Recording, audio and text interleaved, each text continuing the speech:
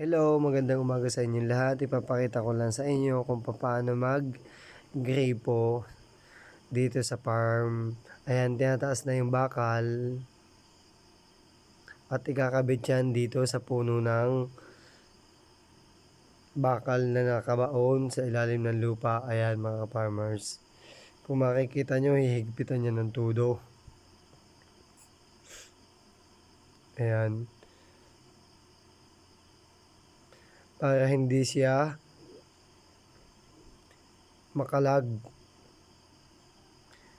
kapag pinipihit na mga farmers. At kapag umaandar na yung motor, ayun nga pala yung tali na hinihigit at pataas baba yung bakal. Ayun, may nagdudugsong ng bakal at nagtitread siya mga farmers para ibugsok dun sa lupa na yun. Ayun nga pala yung mga tauhan ng Mamang Bibot. At saka kung gusto nyo magpa-gripo ay mag-comment lang kayo sa comment section at ituturo ko sa inyo kung sinong nag-gripo at kung saan mga farmers. Ayun nga pala yung mga tauhan ni Mamang Bibot. Matagal na silang nag-gripo mga farmers. Talagang sanay na sila mag-gripo. Have a nice day!